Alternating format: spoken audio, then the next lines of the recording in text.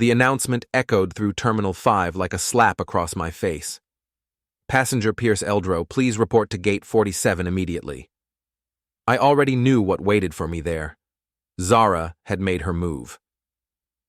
Standing at the British Airways counter, I watched the gate agent's expression shift from professional courtesy to barely concealed pity.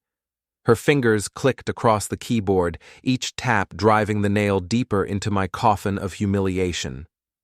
I'm terribly sorry, Mr. Eldrow, but your ticket has been cancelled. The credit card on file was declined for the rebooking fee. She glanced at her screen again, as if hoping the information might magically change. Your wife boarded 20 minutes ago. Of course she did. Zara Eldrow never missed a flight, never missed an opportunity, and apparently never missed a chance to leave her husband stranded 3,000 miles from home after the worst fight of our 15-year marriage. There must be some mistake, I said, though we both knew there wasn't. Can you try running the card again? The agent's fingers danced across the keyboard with practiced efficiency. I'm afraid all 3 cards on your account have been declined, sir. Would you like to try a different payment method? Different payment method. Right. I patted my jacket pocket where my wallet should have been, then remembered with crystalline clarity setting it down on our hotel nightstand before rushing to catch our taxi. In my haste to end the screaming match that had erupted over breakfast, I'd grabbed my passport and nothing else. My wallet is back at the hotel, I admitted, feeling heat crawl up my neck. Look, my wife and I had an argument. She's obviously done something to the cards. Can you at least tell me what she said when she canceled my ticket? The agent's expression softened slightly. She leaned forward and lowered her voice. The booking was modified this morning with a note that you would be making alternative travel arrangements. The original cardholder requested immediate cancellation of your seat. Alternative travel arrangements. Zara's passive-aggressive vocabulary at its finest. She'd probably practiced that phrase in the mirror while applying her lipstick, savoring each syllable like fine wine. I stepped away from the counter, mind racing through options that didn't exist. No wallet meant no credit cards, no cash, no identification beyond my passport. My phone had died somewhere between the hotel and the airport, and the charger was packed in luggage that was currently winging its way toward Chicago in the cargo hold of Flight 218.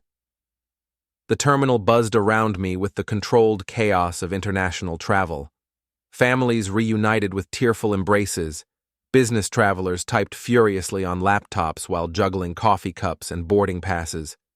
Everyone had somewhere to go, someone waiting for them, some purpose beyond standing like a statue in the middle of Heathrow's busiest terminal. Everyone except me. I found an empty seat near Gate 47 and tried to think. Zara had planned this perfectly. The fight had been brutal, sure, but fights were nothing new for us. We'd been dancing around the edges of divorce for 3 years, ever since her father's law firm had made her a senior partner, and she'd started treating me like an employee instead of a husband. But this was nuclear warfare. The argument had started over something trivial, my comment about her spending 20 minutes taking selfies at the Tower of London instead of actually looking at the crown jewels. It escalated when she accused me of being embarrassed by her success. It reached critical mass when I mentioned that her success seemed to require working late with her law partner Don Mercer every Tuesday and Thursday for the past 6 months. "You're paranoid," she'd hissed, throwing her coffee cup into the hotel room's sink hard enough to crack the porcelain. "Don is helping me with the Morrison case. It's worth $40 million to the firm." "Don is helping himself to my wife," I'd shot back. "And you're too busy counting dollar signs to notice he's using you." That's when her phone came out. That's when her fingers flew across the screen with surgical precision. That's when she looked me in the eye and said, "Figure it out, Pierce. You always think you're so smart. Let's see how smart you really are." Now I knew exactly how smart I was. Smart enough to walk into a trap. Stupid enough not to see it coming. The PA system crackled to life again. "Final boarding call for Flight 218 to Chicago O'Hare. All remaining passengers, please report to Gate 47 immediately. I watched through the floor-to-ceiling windows as the plane pushed back from the gate. Somewhere in seat 4A, Zara was probably ordering champagne and composing the story she'd tell her father about how her unstable husband had abandoned her in London. By the time I made it home, if I made it home, she'd have already filed the narrative with Victor Eldrow's court of public opinion. That's when she appeared. "Excuse me."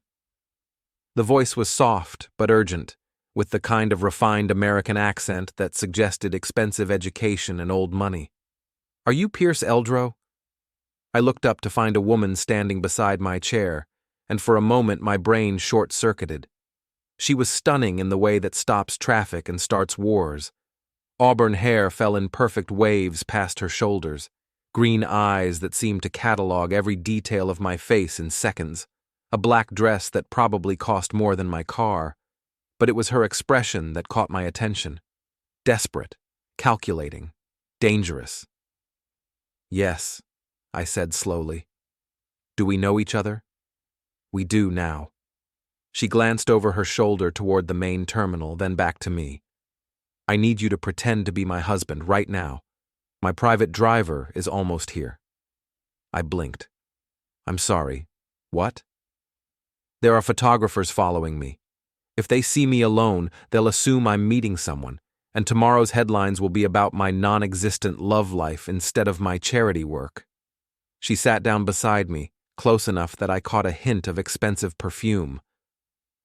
"I saw what happened at the gate. Your wife left you here." "How do you—" I was waiting for my connection when I heard the announcement. Then I saw the whole conversation with the gate agent. Her green eyes fixed on mine. "Look, I know this is crazy, but I need a husband for exactly 10 minutes. You need help getting home. Maybe we can solve both problems." This was insane. Absolutely, completely insane. But insane was starting to look pretty good compared to spending the night sleeping on airport furniture. "What exactly are you asking me to do?" "Walk with me to the curb. Get in my car. Let the photographers take a few pictures of us looking married. When we get to the hotel, my people will sort out your travel situation." She extended a manicured hand. "I'm Arden Weller." The name hit me like a freight train.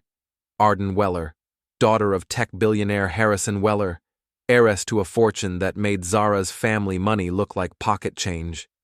I'd seen her face on magazine covers, usually attached to headlines about charitable foundations or business acquisitions.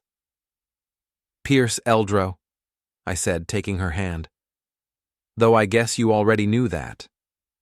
"I know a lot of things, Pierce, including the fact that your wife is going to regret leaving you here." Arden's smile was sharp enough to cut glass. "Trust me on that." Before I could ask what she meant, she was standing, smoothing her dress, transforming from desperate stranger into poised socialite in the space of a heartbeat. "Ready?" she asked, offering her arm. I stood up, legs unsteady beneath me. This is completely crazy. The best plans usually are. We walked through the terminal together, and I tried to ignore the way every head turned as we passed.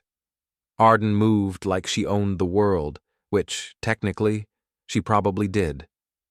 Her hand rested lightly on my arm, but I could feel the tension radiating from her like heat from a furnace. "There," she murmured as we approached the exit. 3 o'clock. Guy with the long lens. I glanced right and spotted him immediately. Paparazzi had a particular look, hungry and patient, like predators waiting for the perfect moment to strike. What do I do? "Look like you're in love with me, shouldn't be too hard." Arden's smile was dazzling as she turned to face me. "Your wife certainly made it easy to find you, stranded, abandoned, humiliated. Perfect motivation." Motivation for what? But we were already outside, and the photographer's camera was clicking like an angry insect. Arden rose on her toes and kissed my cheek, her lips warm against my skin. "For revenge," she whispered in my ear. A black Bentley pulled up to the curb with the silent precision of expensive machinery.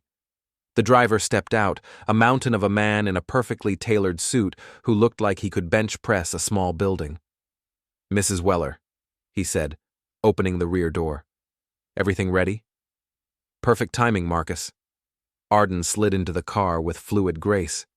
"Pierce, meet Marcus. Marcus, this is Pierce. He'll be joining us." I hesitated for exactly 1 second, then climbed into the most luxurious vehicle I'd ever seen. Leather seats that probably cost more than my annual salary, a bar stocked with crystal decanters, technology that belonged in a spaceship. As the Bentley pulled away from the curb, Arden poured herself a drink from one of the decanters and studied me with those calculating green eyes. "Your wife made a mistake today, Pierce. A big one." She sipped her drink, never breaking eye contact. "She showed her hand too early. Now we know exactly how ruthless she's willing to be." "We?" "Oh, yes. We're partners now, whether you realize it or not." Arden's smile was predatory. "See, I've been watching Zara Eldrow for a long time, waiting for the right opportunity, the right leverage." The car turned onto the M25, heading back toward London. Through the tinted windows, I watched the English countryside blur past and tried to process what was happening. "I don't understand. How do you know my wife?" "That's a story for later. Right now, we need to focus on immediate problems." Arden pulled out a phone that looked like it had been designed by aliens. "Marcus, call Davidson. Tell him we need emergency travel documents processed for Mr. Eldrow. First-class ticket to Chicago, departing tomorrow morning." "Right away, Mrs. Weller." I stared at her. "You're booking me a flight home?" "I'm booking you a weapon," Arden corrected. "Do you know what your wife is doing right now?" I thought about it. Zara would have landed in Chicago 2 hours ago.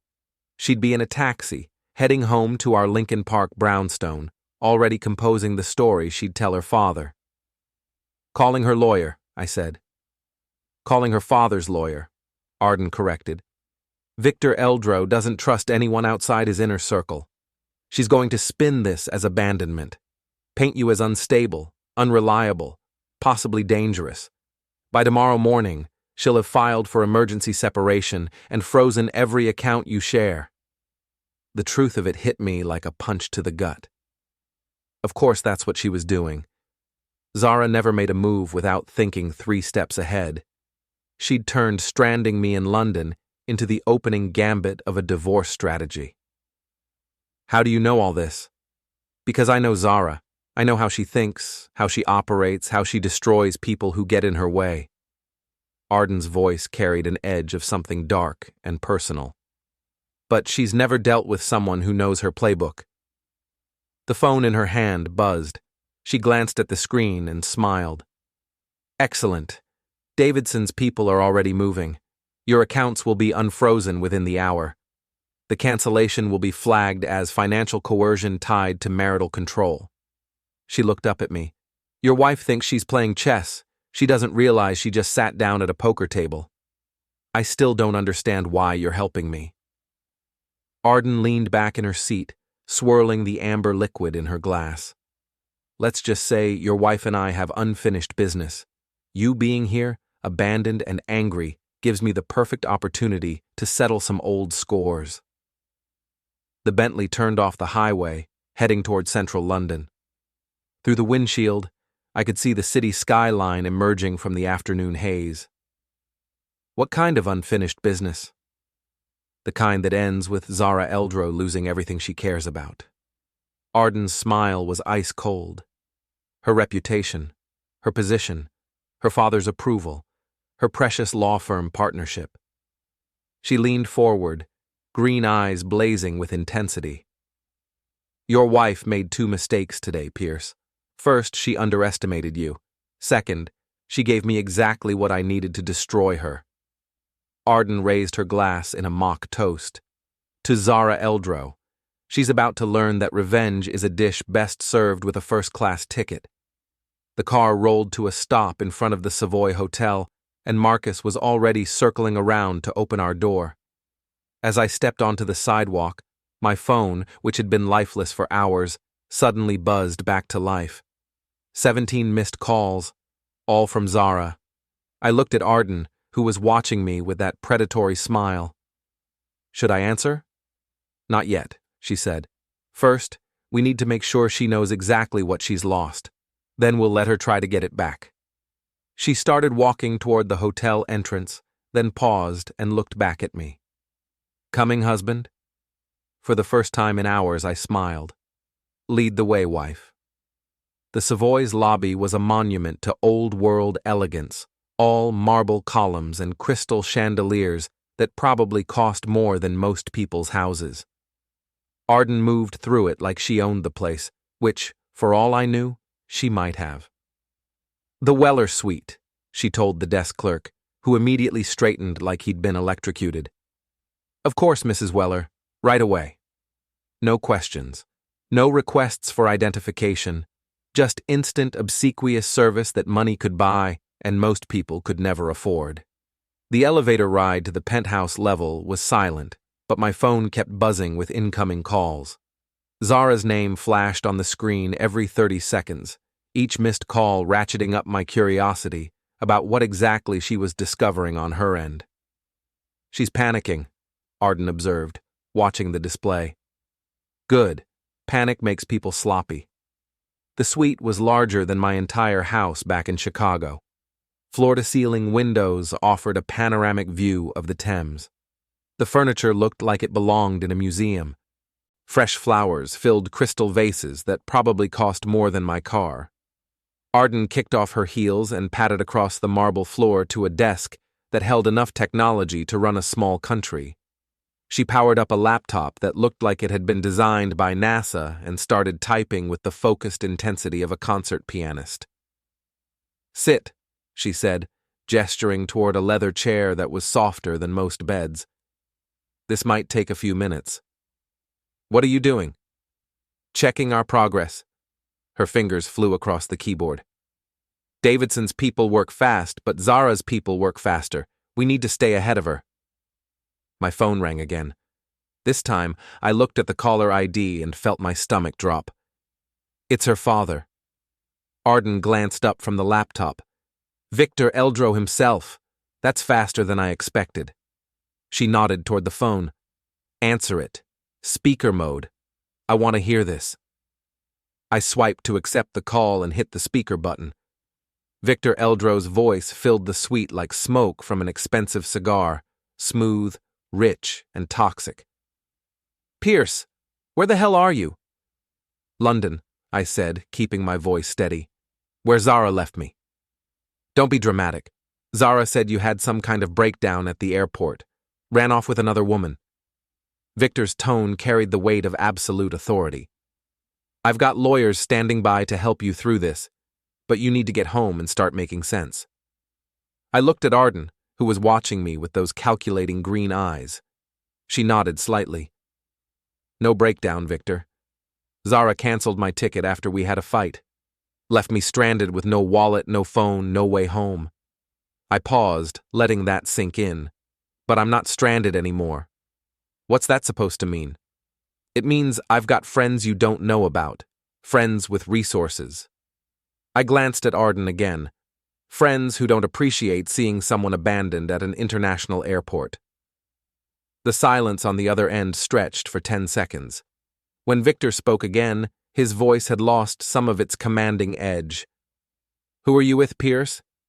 Someone who knows exactly what Zara's been doing for the past 6 months. Someone who has documentation. I was improvising now, but Arden's encouraging nod told me I was on the right track. Someone who thinks the Morrison case isn't the only thing Zara's been working on with Don Mercer. Another silence. Longer, this time. You're making a mistake, Victor said finally. Whatever you think you know. I know Zara's been playing house with her law partner while playing victim with her husband. The words came out harder than I'd intended. I know she's been setting me up for months, making me look unstable, unreliable, unsuitable. I know today wasn't a spontaneous decision. It was a calculated move in a game I didn't even know I was playing. Pierce, But here's what Zara doesn't know. Here's what you don't know. I looked directly at Arden, who was typing furiously on her laptop. The game just changed. I ended the call and set the phone down on the coffee table. My hands were shaking slightly, but it felt good. For the first time in months, I'd been the one hanging up instead of being hung up on. "Nicely done," Arden said, without looking up from her screen. "You've got more spine than I expected."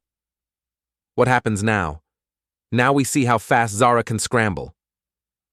Arden turned the laptop around so I could see the screen. It showed what looked like a legal document, dense with official language and court seals. Davidson's people filed this 20 minutes ago. Emergency motion to restore access to marital assets, citing financial coercion and abandonment. I scanned the document, trying to make sense of the legal terminology. What does this actually do? It freezes Zara's ability to move money around while the court reviews the circumstances of your abandonment. Arden's smile was sharp. She can't drain accounts, can't transfer assets, can't do anything except wait for a judge to decide whether leaving your husband stranded in a foreign country constitutes marital misconduct. And you can do this? Just like that? I can do a lot of things, Pierce. Money opens doors. The right connections open them faster.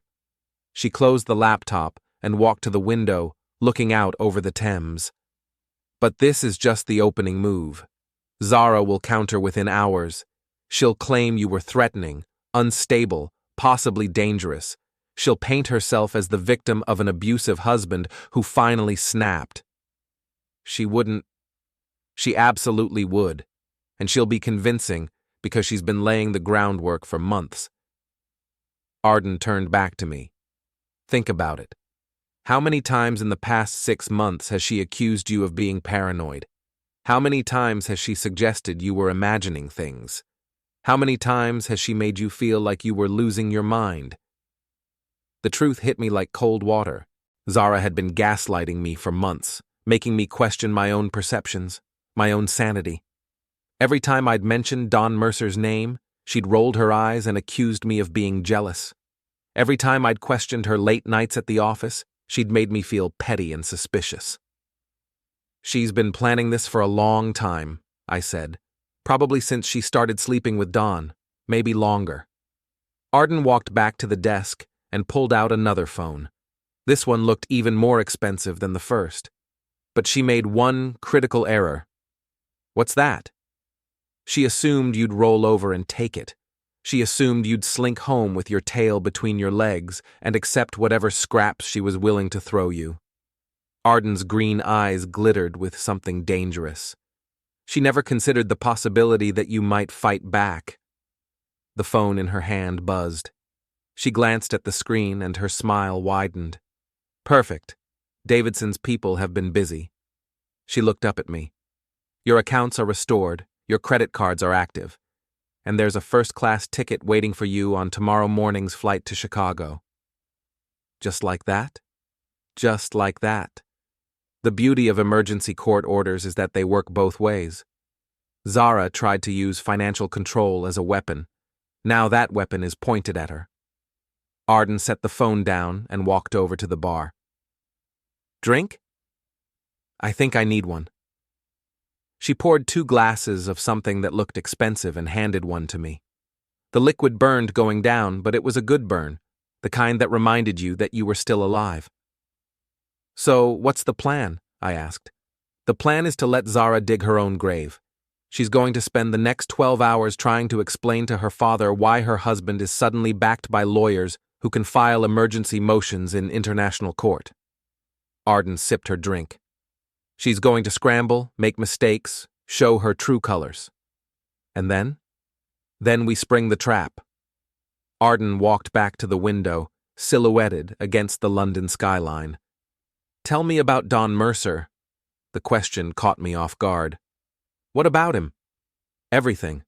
How long has he been at the firm? What's his background? What are his weaknesses?" I thought about it.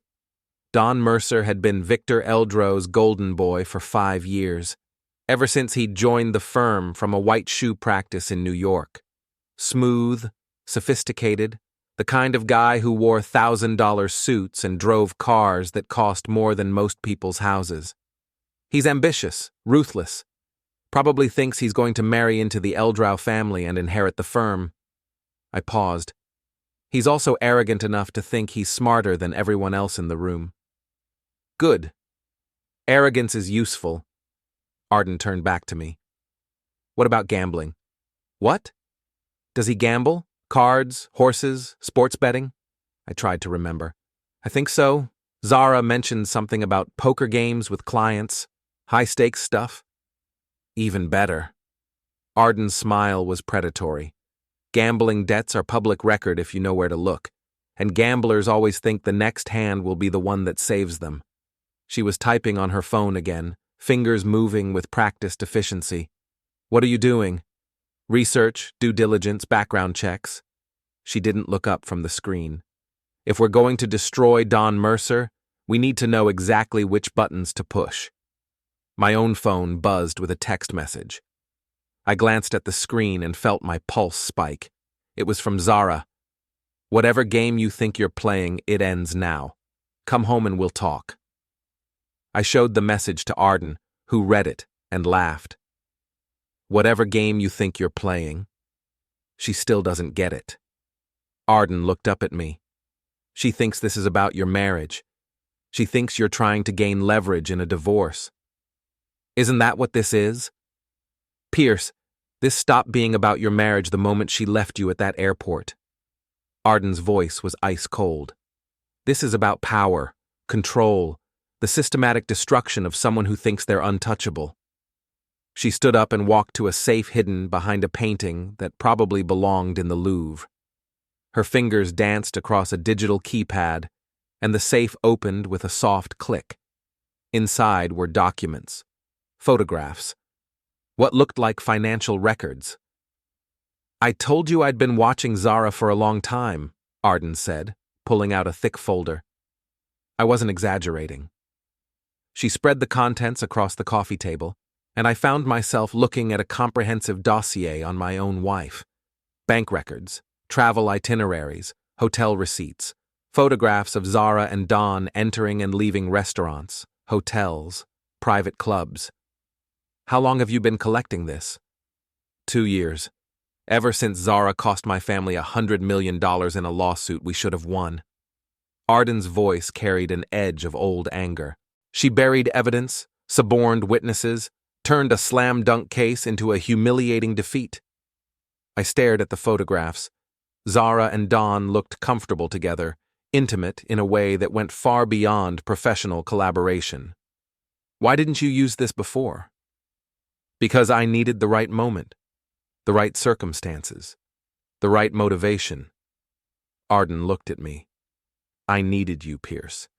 I needed Zara to make a mistake big enough to justify what I'm about to do to her. And abandoning me in London qualifies? Abandoning you in London was the mistake, but it's not the only one she's made. Arden pulled out another photograph, this one showing Zara and Don in what was clearly a hotel room. She's been sloppy, careless, too confident in her own invincibility. I studied the image, feeling something cold and hard settling in my chest. It wasn't heartbreak. That had died months ago. It was anger. Pure, focused rage at being played for a fool. What do you want from me? I want you to go home tomorrow. I want you to act like the abandoned husband trying to save his marriage. I want you to give Zara exactly what she expects, a weak man begging for forgiveness. Arden's smile was razor sharp. And while she's busy feeling superior, we're going to systematically destroy everything she cares about. Her reputation. Gone.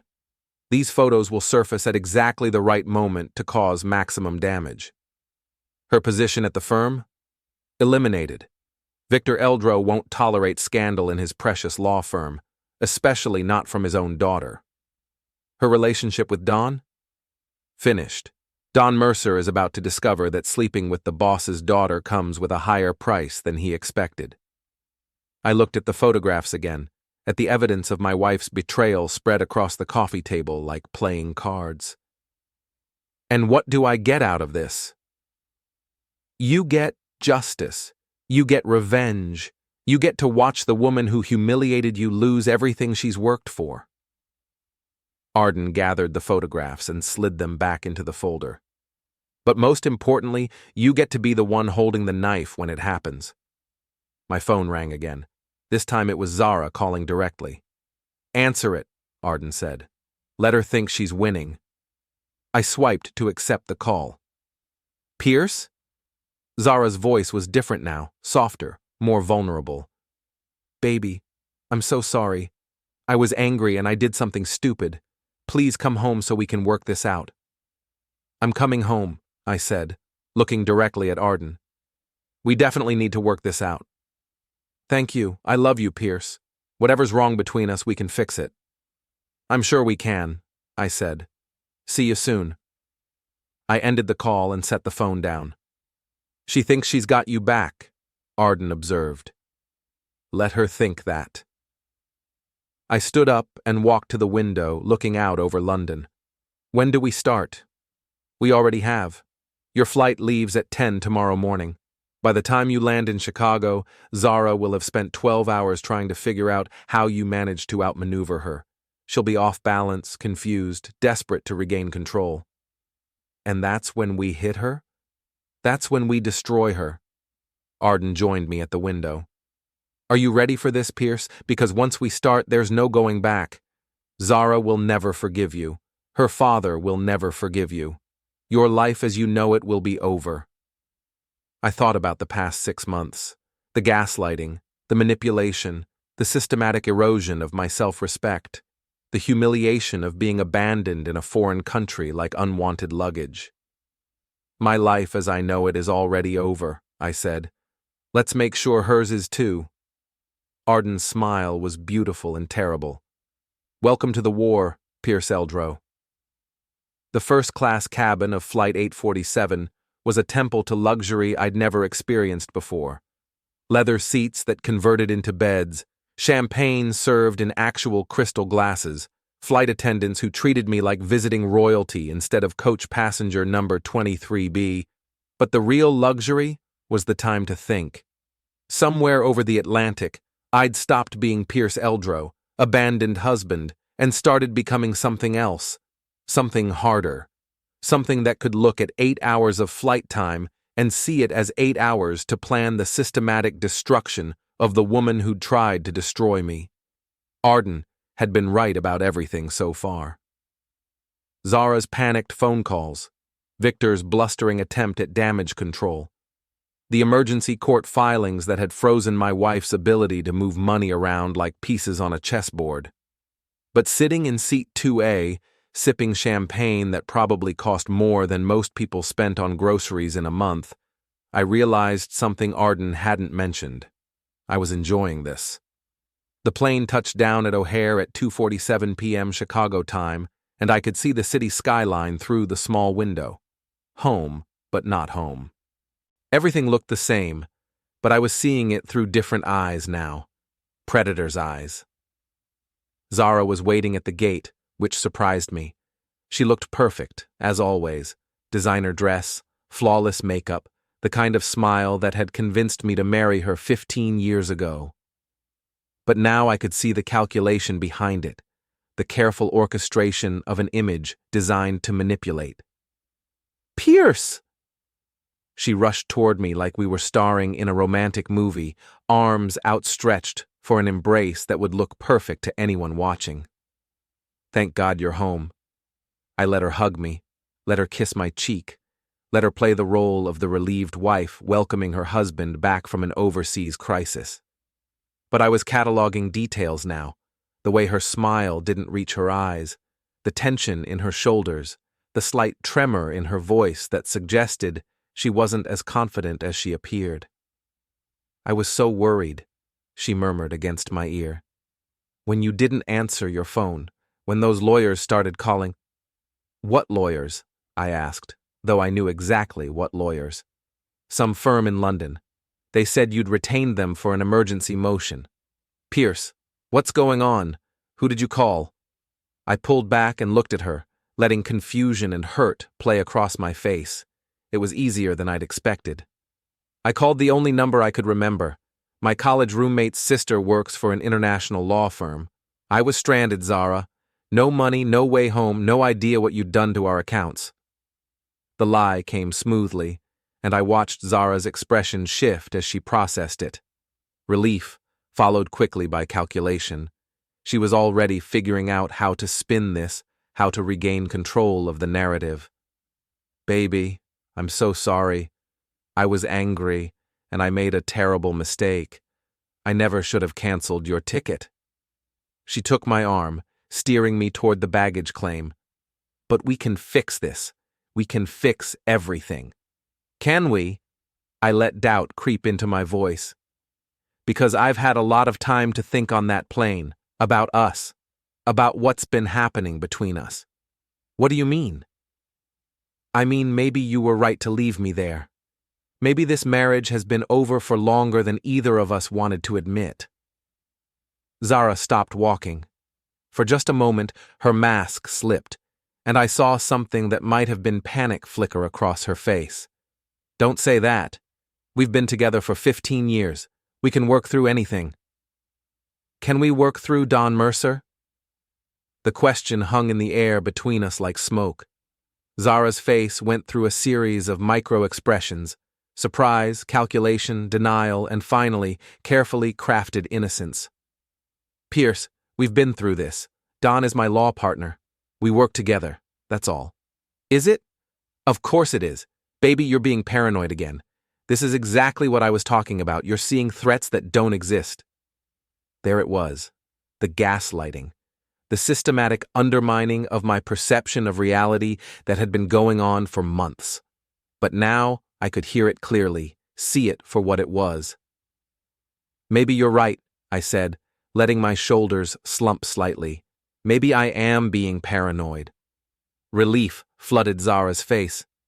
You are. But that's okay. We can work on that. Together.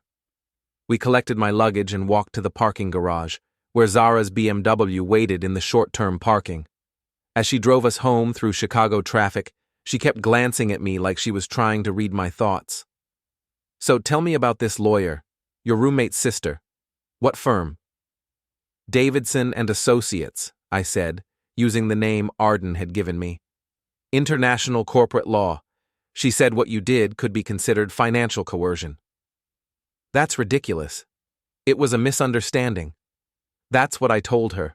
But she said the optics were bad. A wealthy wife stranding her husband in a foreign country after freezing his accounts. I shrugged. She said any divorce attorney would have a field day with it. I watched Zara's knuckles tighten on the steering wheel. Divorce attorney? Pierce, we're not getting divorced. We're working things out. Of course, I know that. But she didn't. She just saw the facts and drew conclusions. What kind of conclusions? That you were trying to establish a pattern of abandonment and financial control to use in divorce proceedings. That stranding me in London was a calculated move to make me look unstable and unreliable. I paused. She said it was actually pretty clever, from a legal standpoint. Zara was quiet for the rest of the drive home, and I could practically hear the gears turning in her head. She was trying to figure out how much damage had been done, how much her impulsive decision at Heathrow had cost her. Our brownstone looked exactly the same from the outside, but walking through the front door felt like entering a museum of my former life. Everything was familiar but somehow foreign, like I was visiting a place I'd lived in a previous existence. I'll make coffee, Zara said, heading toward the kitchen. We can sit and talk, figure out how to move forward. Actually, I think I need a shower first. It's been a long 36 hours. Of course, take your time. I'll be here when you're ready. I went upstairs to our bedroom and closed the door behind me. The space felt smaller than I remembered, dominated by Zara's presence, her clothes, her perfume, her carefully curated collection of art and furniture that screamed expensive taste and old money. My phone buzzed with a text from Arden. How's the homecoming? I typed back, she's rattled, but trying to regain control, playing the apologetic wife. Perfect. Give it 24 hours, let her think she's winning. Then what? Then we remind her what losing looks like. I deleted the text thread and headed for the shower. Under the hot water, I let myself think about what came next. Arden had been clear about the timeline. We needed to let Zara settle back into her comfort zone, let her think she'd successfully managed the crisis. But I was already seeing opportunities she hadn't anticipated. When I came back downstairs, Zara was in the kitchen with coffee and what looked like a carefully planned speech. She'd changed into jeans and a sweater, her approachable wife costume, designed to make this feel like an intimate conversation between equals rather than a negotiation between adversaries. "Sit," she said, gesturing toward the kitchen island. "Please." I sat. She poured coffee into my favorite mug, the one she'd bought me for our 5th anniversary. Every detail calculated to remind me of better times, happier moments. "Pierce, I want to start by saying I'm sorry. Not just for London, but for everything that's led up to this. I know I've been distant lately. I know I've been putting work ahead of our marriage. I know I've made you feel unimportant." It was a good speech, probably practiced in the mirror while I was flying over the Atlantic. But I could hear the careful phrasing, the way she was accepting blame for being distant, while avoiding any mention of Don Mercer or the real reasons for our problems. "I appreciate that," I said. "But sorry doesn't fix everything, Zara.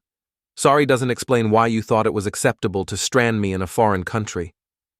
You're right. It was inexcusable. I was angry and I acted impulsively, and I hurt you in a way that I can never take back." She reached across the counter and took my hand. "But we can move forward from this. We can be stronger. Can we? Because I keep thinking about what that lawyer said, about patterns of behavior, about financial control and emotional manipulation." Zara's grip on my hand tightened slightly. "What exactly did she say?" "That what you did fits a profile. Wealthy spouse establishes dominance through financial control, then escalates to public humiliation when the other spouse shows signs of independence." I met her eyes. She said it was textbook behavior for someone planning to file for divorce and claim their spouse was unstable. "That's insane. I would never what? File for divorce or claim I was unstable?" "Either. Both." Zara's voice was rising slightly, stress bleeding through her carefully maintained composure. "Pierce, I love you. I want to save our marriage." "Then prove it." The words hung between us like a challenge. Zara blinked, clearly not expecting the conversation to take this turn. "What do you mean?" "I mean, if you really want to save our marriage, if you really think we can work through this, then you need to show me you're serious." I pulled my hand away from hers, starting with Don Mercer. "What about Don?" "I want him off the Morrison case. I want you to stop working late with him. I want him out of our lives." Zara stared at me for a long moment, and I could see her weighing options, calculating costs and benefits. "Pierce, that's not reasonable. Don is my law partner. We have professional obligations. Then I guess we know where your priorities are." I stood up and walked toward the door, letting disappointment and resignation play across my face. "Where are you going?" "For a walk. I need to think about whether this marriage is worth saving if you're not willing to make the same effort I am." "Pierce, wait." But I was already out the door, leaving Zara alone in the kitchen with her carefully planned speech and her growing realization that I wasn't going to be as easy to manipulate as she'd expected. I walked 3 blocks to a coffee shop where I could sit by the window and watch our house. Within 10 minutes, I saw Zara's BMW pull out of the driveway. My phone buzzed with a text from an unknown number. She just left, heading toward downtown. "Want me to follow?" It was from Marcus, Arden's driver. Apparently, I had surveillance support I hadn't known about. I texted back, "Follow, but don't intercept. I want to know where she goes." 20 minutes later, another text. "Mercer's condo building. She's inside." Perfect. Absolutely perfect. Zara had just proved everything I'd accused her of, and she'd done it within an hour of my return home. She was either incredibly stupid or incredibly arrogant, and either way, she'd just handed me the ammunition I needed. I finished my coffee and walked home, already planning my next move. When I got back to the brownstone, Zara's car was in the driveway, and she was sitting in the kitchen exactly where I'd left her. "Feel better?" she asked as I came through the door. "Much. I had time to think about what you said, about moving forward. And I think you're right. We can work through this." I sat back down across from her. "But I need you to be completely honest with me about Dawn." Something flickered in Zara's eyes. Relief, calculation, maybe a hint of guilt. "What do you want to know?" "Everything. How long you've been working together, how close you've become, whether there's anything I should be worried about." It was a test, and we both knew it. Zara had just spent an hour at Don Mercer's condo, probably planning their next move, probably coordinating their story. Now she had to decide how much truth she could afford to tell. "Don and I work closely together. We always have. But Pierce, there's nothing romantic between us. Nothing inappropriate." The lie came smoothly, delivered with perfect eye contact and just the right amount of sincerity. If I hadn't known she'd just come from his apartment, I might have believed her. "I want to believe that," I said. "But I need you to understand how this looks from my perspective. You've been working late with him for months. You've been distant with me. You've been defensive whenever I mention his name. I know how it looks, but appearances aren't reality. Then help me understand the reality. Show me that I'm wrong to be suspicious." "How?" "Have dinner with me tomorrow night. Just us. No work, no phones, no distractions. Show me that our marriage is your priority." Zara smiled, and for a moment it looked almost genuine. "I'd like that. Where do you want to go?" "Somewhere special, somewhere we used to go when we were happy." "Alinea?" "Perfect. Alinea. Chicago's most exclusive restaurant, where reservations were booked months in advance, and dinner for two cost more than most people's rent. But Zara had connections, and she'd be able to get us a table with a single phone call. More importantly, Alinea was exactly the kind of place where Chicago's social elite went to see and be seen. The kind of place where a carefully orchestrated public scene would be witnessed by everyone who mattered in Zara's world. "I'll call them in the morning," Zara said. "Great. I'm looking forward to it." I was, just not for the reasons she thought. As I headed upstairs to bed, my phone buzzed with another text from Arden. "How did it go?" "She's lying about everything and thinks she's getting away with it." "Perfect. Ready for phase 2? "More than ready." "Good, because tomorrow night, Zara Eldrow is going to learn what real humiliation feels like." I deleted the text and smiled. Tomorrow night couldn't come fast enough. Alinea buzzed with the kind of restrained energy that only Chicago's most exclusive restaurant could generate. Every table filled with power brokers, socialites, and the kind of people who considered a $300 tasting menu a casual Tuesday night dinner. Zara had secured us the best table in the house, corner booth with a view of the entire dining room, perfect for seeing and being seen. She looked stunning in a black dress that probably cost more than most people's monthly salary. Her auburn hair styled in perfect waves, her smile radiant with the confidence of someone who thought she'd successfully navigated a crisis. "This is nice," she said, reaching across the table to take my hand. "When was the last time we did this, just the two of us?" "Too long," I admitted. And it was true. Somewhere along the way, we'd stopped being a couple and started being two people who happened to share a house and a bank account. The sommelier approached with wine selections that read like a financial portfolio, and Zara ordered a bottle of Burgundy that cost more than my first car.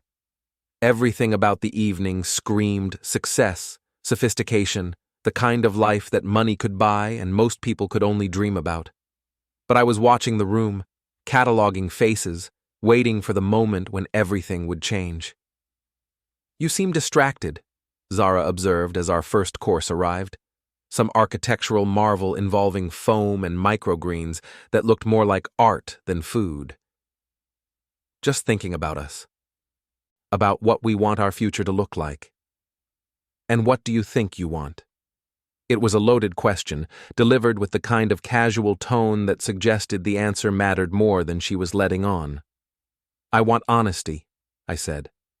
I want to feel like we're partners instead of adversaries. I want to stop feeling like I'm competing with your work for your attention. You're not competing with my work, Pierce. You're my husband. That comes first. Does it? Of course it does. She was good. If I hadn't spent the last 48 hours learning exactly how good she was at lying, I might have believed the sincerity in her voice.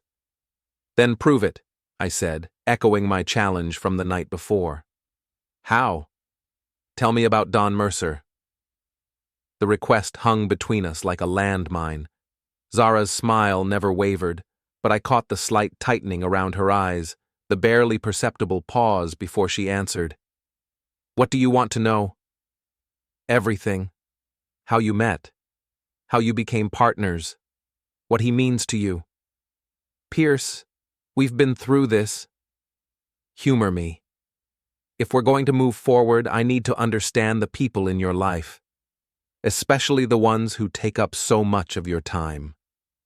Zara sipped her wine, buying time to construct her response. Around us, the restaurant hummed with conversation and the subtle theater of fine dining. Don joined the firm 5 years ago. He's brilliant, ambitious, everything Dad looks for in a senior associate. We work well together because we think alike. We're both focused on winning, on building something bigger than ourselves. And personally? Personally, he's a friend, a good friend, someone I trust and respect. Just a friend? Yes, Pierce, just a friend. The lie came smoothly, but I was ready for it. I pulled out my phone and placed it on the table between us, screen down. I want to believe that, I said, but I need you to help me understand something. What? Yesterday, when I came home, you left the house for about an hour. Where did you go? Zara's fork paused halfway to her mouth. I went to the office. I needed to catch up on some things after being out of touch all day. The office. Yes, not Don's apartment. The question landed like a physical blow. Zara set down her fork and stared at me, and I watched her face cycle through surprise, calculation, and finally carefully constructed confusion. Don's apartment? Why would I go to Don's apartment? That's what I'm trying to figure out. I flipped my phone over and showed her the screen. It displayed a photo that Marcus had taken, Zara entering the lobby of Don's building, timestamp clearly visible. Pierce, I can explain. I'm sure you can. You're very good at explaining things. I put the phone away. But I'm tired of explanations that don't explain anything. You had me followed? I had my wife followed. The same wife who swore she was committed to saving our marriage, then immediately ran to her law partner the moment I asked her to choose between him and me. The accusation hung in the air between us, and I could see Zara's mind racing, trying to find an angle, a way to spin this that didn't end with her admitting to an affair. It wasn't what you think. What was it then? Don was upset about the Morrison case. He'd heard rumors about your lawyer friends, about the emergency motions, and he was worried it might affect the firm. I went to reassure him that everything was under control. Another lie, smooth and plausible, but I was done pretending to believe her. Zara, stop. Stop what? Stop lying to me. Stop treating me like I'm stupid. Stop acting like I can't see what's been happening right in front of me for the past 6 months. Pierce, you're being paranoid again. No, I'm being realistic. Finally. I leaned back in my chair, letting disappointment and resignation play across my face. You're sleeping with Don Mercer. You have been for months.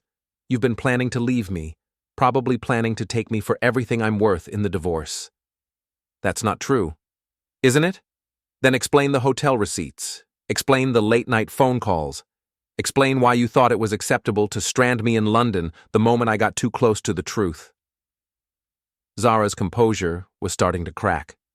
I could see stress bleeding through her carefully maintained facade, the way her hands trembled slightly as she reached for her wine glass. You don't understand the pressure I'm under, the expectations. Dad's been grooming me to take over the firm, but I have to prove myself every single day. Don understands that world in a way you never could. So you turn to him. I turn to someone who gets it, someone who doesn't make me feel guilty for being successful. And somewhere along the way, you decided I was expendable. Pierce, it's okay, Zara. I understand. I really do. I signaled for the check, but I need you to understand something too. What? I'm not going quietly. The words were delivered softly, but they carried the weight of a declaration of war. Zara stared at me across the table, and for the first time since I'd known her, she looked genuinely afraid. What's that supposed to mean? It means, if you want a divorce, you can have one, but you're not going to destroy me in the process. You're not going to paint me as the unstable husband who abandoned his successful wife. You're not going to walk away with everything while leaving me with nothing. Pierce, you're scaring me. Good. You should be scared, because the man you left at Heathrow Airport isn't the same man who came home yesterday. I stood up and dropped enough cash on the table to cover dinner and a generous tip. Around us, other diners were starting to notice our conversation, the way voices carried in the acoustically perfect dining room. Where are you going? Home. To pack. Pack? I'm moving out. Tonight. I'll be staying somewhere else while we figure out how to end this marriage with some dignity and tact. I started to walk away, then turned back. Oh, and Zara? You might want to call Don. Tell him to be careful about those poker games he's been playing. Gambling debts have a way of becoming public record, especially when they involve client money. The color drained from Zara's face. How did you know about that? I told you. I'm not the same man you left in London. That man would have believed your lies and begged you to take him back. This man has better options. I walked out of Alinea and into the Chicago night, leaving Zara alone at our table with the ruins of her carefully constructed story and the growing realization that she'd seriously underestimated her opponent. My phone buzzed as I reached the sidewalk. Text from Arden. How did it go? She's rattled, probably calling Don as we speak. Perfect. Ready for the next phase? What's the next phase? We let them think they're regrouping, let them plan their counterattack, and while they're busy plotting, we destroy them both. I hailed a taxi and gave the driver the address of a hotel downtown. As we pulled away from the curb, I could see Zara through the restaurant window, phone pressed to her ear, face animated with what looked like panic. Phase 1 was complete. Zara knew I was no longer the malleable husband she could manipulate and control. She knew I had information that could damage her and Dawn. She knew I was serious about fighting back, but she had no idea what was coming next, and that was exactly where I wanted her. The taxi pulled up in front of the Palmer House, and I climbed out into the Chicago night, feeling something I hadn't felt in months: power. For the first time since this nightmare began, I was the one making moves instead of reacting to them. My phone buzzed with another message from Arden. Room 1247. We have work to do. I smiled and headed for the elevator. The war was just beginning, and Pierce Eldrow was about to learn that some battles you can't win by throwing money at them. Some battles require strategy, patience, and the willingness to burn everything down to get what you want. And I was ready to burn it all. The elevator doors closed, and I watched the floor numbers climb toward my destiny. Tomorrow, Zara and Don would wake up thinking they still controlled the narrative. By tomorrow night, they'd know better. Room 1247 looked like a war room designed by someone with unlimited resources and a taste for technology that belonged in spy movies. Laptops, tablets, and monitors covered every available surface. Charts and photographs were taped to the walls. It looked like the kind of operation that could topple governments or destroy multinational corporations. Arden stood at the center of it all, wearing jeans and a black sweater, her auburn hair pulled back in a ponytail. She looked younger, more dangerous, like a general preparing for the final battle of a long campaign. "Welcome to the command center," she said without looking up from a laptop screen. "How's our target?" Panicked, confused, probably spending the night trying to figure out how much I know and how much damage I can do. Good. Panic makes people sloppy. Arden turned one of the monitors toward me. "Speaking of sloppy, take a look at this." The screen showed what looked like financial records, bank statements, credit card bills, transaction histories, all bearing Don Mercer's name. "Where did you get these?" "Money talks, Pierce, especially to people who work in banks and have access to information that's supposed to be confidential." Arden pointed to a series of highlighted transactions. "Don Mercer has a gambling problem. A serious one." I studied the numbers. Cash advances, wire transfers, payments to offshore accounts that looked suspiciously like betting sites. "How much?" "He's into underground poker games for about 200,000, sports betting for another 150, and here's the interesting part." Arden pulled up another screen. "He's been covering his losses with advances against his partnership draw." Partnership draw. His share of the firm's profits. Except the firm hasn't been profitable enough to cover what he's been taking. She smiled. Don Mercer has been embezzling from Pierce Eldrow's law firm to cover his gambling debts. The implications hit me like a freight train. Victor doesn't know. Victor doesn't know. Zara doesn't know. The only people who know are Don, his bookies, and now us. How long before someone notices? The firm's annual audit is next month. Unless Don can replace the money he's stolen, this all comes out in about 3 weeks. I stared at the numbers on the screen, feeling pieces of a puzzle clicking into place. That's why he's been pushing so hard on the Morrison case. He needs the bonus money to cover what he's stolen. Exactly. And if the Morrison case falls apart, if Don gets fired before the bonus pays out, he's looking at criminal charges for embezzlement. Arden's smile was predatory. "Which gives us significant leverage." "What kind of leverage?" "The kind that makes people do stupid things to protect themselves." She pulled up another screen, this one showing hotel receipts and travel records. Don and Zara have been sloppy about covering their tracks. Hotel rooms booked under his name but paid for with firm credit cards. Business trips that don't match any client meetings. Expensive dinners charged to the Morrison case budget. Victor's going to be furious when he finds out. Victor's going to be homicidal when he finds out. His precious daughter sleeping with a partner who's been stealing from the firm. His reputation will never recover. I walked to the window and looked out over downtown Chicago. The city spread below us like a circuit board. Millions of lights representing millions of lives, millions of stories. Somewhere out there, Zara was probably lying awake next to her phone, waiting for it to ring with news about how much damage I could do to her carefully constructed world. What's the plan? We give them exactly what they want, Arden said. We let them think they've figured out how to neutralize the threat. How? Don's going to approach you, probably tomorrow. He's going to offer you money to disappear quietly, a generous divorce settlement, maybe a non-disclosure agreement, something that makes this all go away without damaging Zara or the firm. And I'm supposed to take it? You're supposed to negotiate. Act like you're considering it. Let him think he's buying your silence. Arden turned back to her laptop. While he's busy congratulating himself on solving the problem, we'll be preparing the real attack. Which is? Public humiliation. Complete destruction of their reputations. The kind of scandal that ends careers and destroys families. She looked up at me. Are you ready for that, Pierce? Because once we pull this trigger, there's no going back. I thought about the past 6 months. The gaslighting, the manipulation, the systematic erosion of my self-respect, the humiliation of being abandoned at Heathrow like unwanted luggage. I'm ready.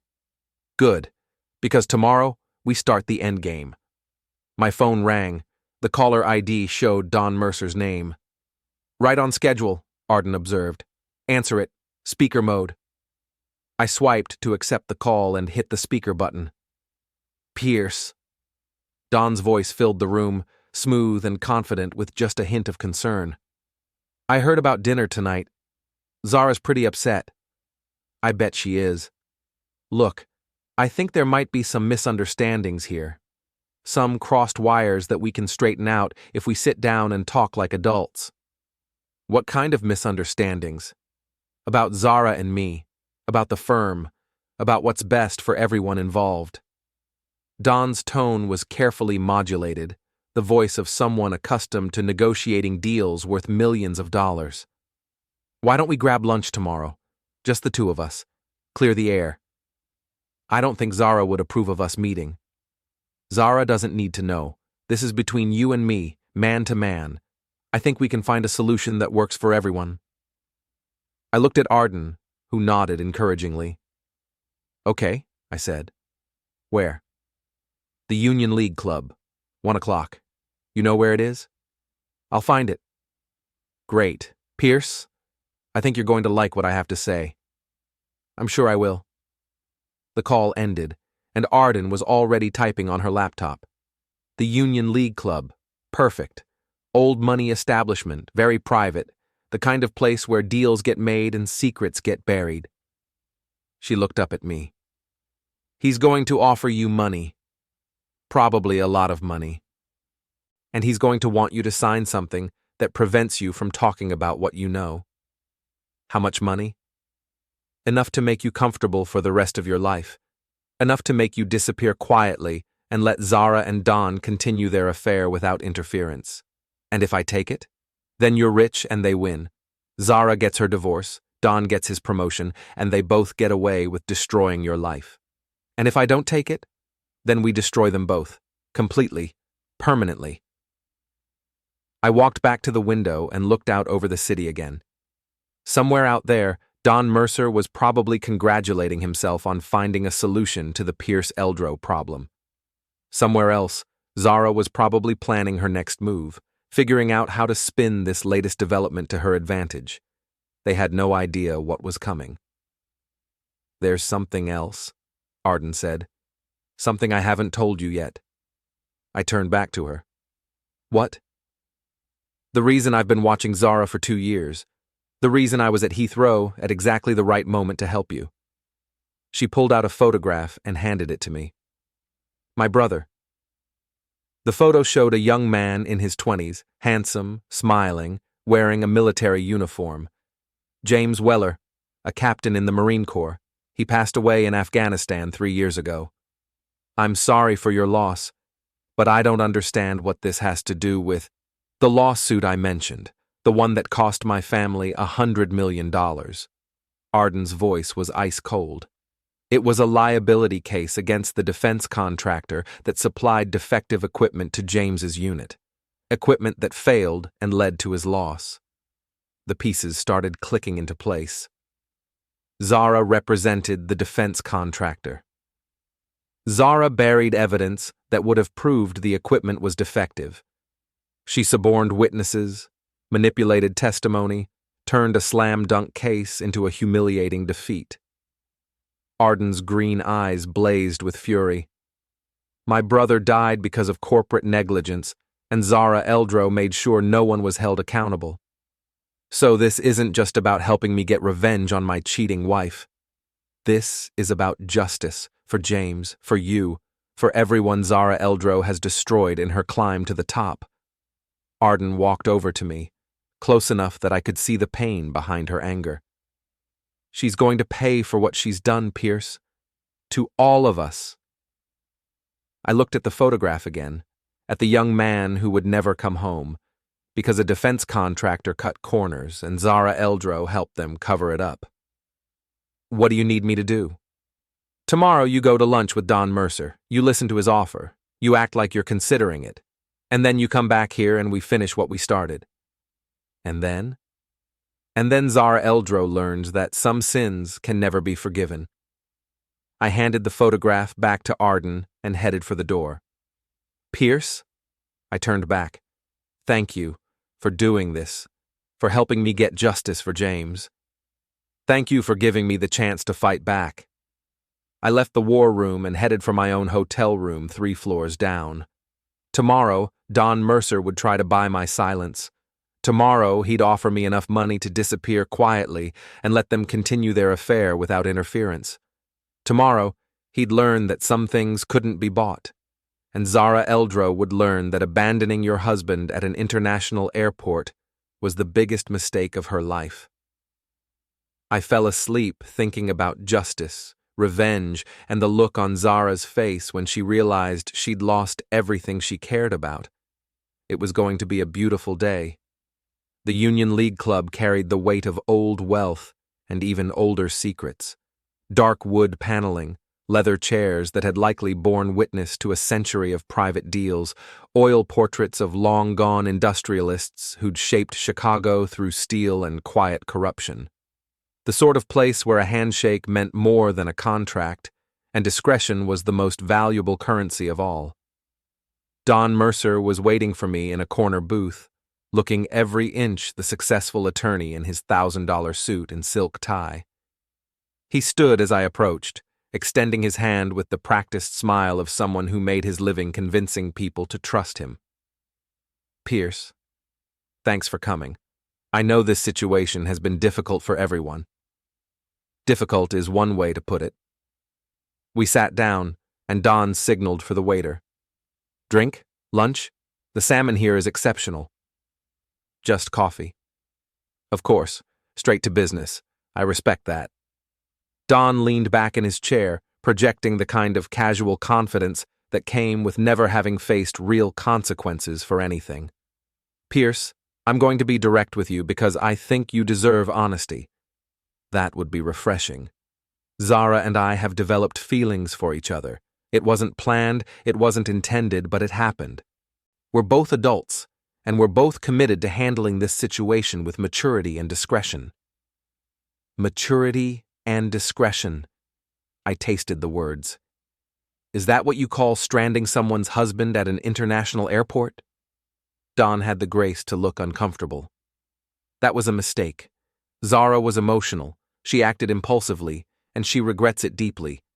But Pierce, we can't change what's happened. We can only control what happens next. And what do you think should happen next? I think we can find a solution that works for everyone. A solution that allows all parties to move forward with dignity intact. The waiter brought coffee, and I sipped it while studying Don's face. He was nervous, trying to hide it behind lawyer confidence, but I could see the tension around his eyes, the way his fingers drummed against the table. What kind of solution? A generous divorce settlement. Very generous. Enough to ensure you're comfortable for the rest of your life. Don leaned forward slightly. Zara feels terrible about how things have deteriorated between you two. She wants to make sure you're taken care of. How generous is generous? $5 million, cash, plus the brownstone, your car, and a comprehensive non-disclosure agreement that protects everyone's privacy. $5 million. More money than I'd ever imagined having. Enough to disappear, start over, build a new life somewhere far from Chicago and the wreckage of my marriage. That's a lot of money. It's what you deserve. 15 years of marriage, the pain of this situation, the disruption to your life. Zara wants to do right by you. And in exchange? You sign the papers, take the money, and we all move on with our lives. Clean break, no drama, no public embarrassment for anyone. I set down my coffee cup and studied Don's face. He was trying to look sincere, but I could see the calculation behind his eyes, the relief of someone who thought he'd found a way out of a dangerous situation. What about the Morrison case? The question caught him off guard. What about it? $40 million case, right? Big bonus potential for the partners? I don't see how that's relevant. Just curious about the timing. You and Zara start sleeping together 6 months ago, right around when the Morrison case lands at the firm. Now you're offering me $5 million to disappear quietly, just in time for the case to close and the bonuses to pay out. Don's smile was starting to look strained. Pierce, I think you're reading too much into... Am I? Because from where I sit, it looks like you've been planning this for months. The affair, the divorce, the payout, all timed perfectly to coincide with your big payday. That's not how this happened, isn't it? Tell me, Don, how are you planning to cover your gambling debts when the audit happens next month? The color drained from Don's face. For a moment, his mask slipped completely, and I saw pure panic in his eyes. I don't know what you're talking about. 200,000 in poker debts, another 150 in sports betting, all covered by advances against your partnership draw, which means you've been embezzling from Pierce Eldrow's law firm to pay your bookies. Don stared at me across the table, and I watched him realize that his carefully constructed world was collapsing around him. How did you know about that? I told you, Don. I'm not the same man Zara left at Heathrow Airport. That man would have taken your $5 million and disappeared. This man has better options. What do you want? I want the truth. All of it. How long you've been stealing from the firm. How long you've been planning to destroy my marriage. How long you've been manipulating Zara into thinking she was making her own choices. Pierce, you don't understand the pressure. I understand perfectly. You're a gambling addict who got in over his head and decided to solve your problems by seducing your boss's daughter and destroying her marriage. I leaned back in my chair. The question is, what are you willing to do to keep Victor from finding out? Don was sweating now, his expensive suit looking rumpled and cheap under the club's elegant lighting. What do you want from me? I want you to call Zara, right now. I want you to tell her that the deal is off, that you can't protect her anymore, that she's on her own. I can't do that. Sure you can, because if you don't, I'm going to walk out of here and call Pierce Eldrow directly. I'm going to tell him about your gambling debts, your embezzlement, and your affair with his daughter. I'm going to show him the hotel receipts, the credit card statements, the evidence that you've been stealing from his firm to pay for your addiction. He'll destroy me. Yes, he will, completely. You'll be disbarred, prosecuted, probably sent to prison. Your reputation will be ruined, your career will be over, and everyone in Chicago will know exactly what kind of man you really are. Don stared at me for a long moment, then pulled out his phone with shaking hands. What do I tell her? Tell her the truth. Tell her that Pierce Eldrow isn't going away quietly. Tell her that her husband has more fight in him than either of you expected. Don dialed Zara's number and put the phone to his ear. I could hear it ringing, then Zara's voice answering. Don? How did it go? It didn't go well, Zara. He knows everything. About us, about the money, about the gambling. He's not taking the deal. What do you mean he's not taking the deal? It's $5 million. He doesn't want the money. He wants revenge. There was silence on the other end of the line, then Zara's voice, tight with panic. What are we going to do? I don't know. He's threatening to go to your father, to expose everything. Don, you have to fix this. You have to make this go away. I can't, Zara. It's over. We're finished. Don ended the call and set the phone down on the table. His hands were shaking. There. I did what you wanted. Are we done here? Almost. I pulled out my own phone and showed him the screen. It displayed a recording app that had been running for the past 10 minutes. Thanks for the confession. My lawyers are going to love this. Don stared at the phone in horror. You recorded our conversation? Every word, including the part where you admitted to embezzling from the firm and manipulating Zara. I stood up and dropped a 20 on the table. Enjoy the rest of your lunch, Don, and enjoy the next few weeks, because they're going to be the last peaceful ones you have for a very long time. I walked out of the Union League Club and into the Chicago afternoon, feeling lighter than I had in months. Phase 1 of the endgame was complete. Don Mercer was neutralized, Zara was panicking, and I had everything I needed to destroy them both. My phone rang as I reached the sidewalk. Arden's name on the caller ID. How did it go? Better than expected. Don's finished, and Zara knows it. Perfect. Ready for the final phase? What's the final phase? We let them destroy each other. Don's going to try to save himself by throwing Zara under the bus. Zara's going to try to save herself by throwing Don under the bus. And while they're busy tearing each other apart, we'll be documenting everything for Victor Eldrow's entertainment. I hailed a taxi and gave the driver the address of the Palmer house. How long before Victor finds out? About 6 hours. I've already sent him copies of the financial records, the hotel receipts, and the recording you just made. His assistant will brief him when he gets back from court this afternoon. And then? And then Zara Eldrow learns that some mistakes can't be fixed with money or manipulation. The taxi pulled up in front of the hotel, and I climbed out into the Chicago afternoon, feeling something I hadn't felt in years: complete satisfaction. For the first time since this nightmare began, I was the one holding all the cards. My phone buzzed with a text from Zara. "We need to talk, now." I typed back, "No, we don't. We're done talking." "Pierce, please don't do this. We can work something out." "We already worked something out. You chose Don over me. Now live with the consequences." I put the phone away and headed for the elevator. By tonight, Zara Eldrow would know what it felt like to lose everything she cared about: her reputation, her position, her father's approval, her precious law firm partnership.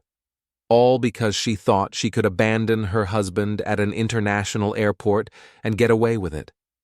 The elevator doors closed, and I smiled. Justice was a beautiful thing, especially when it came with a first-class ticket and a front-row seat to watch your enemies destroy themselves.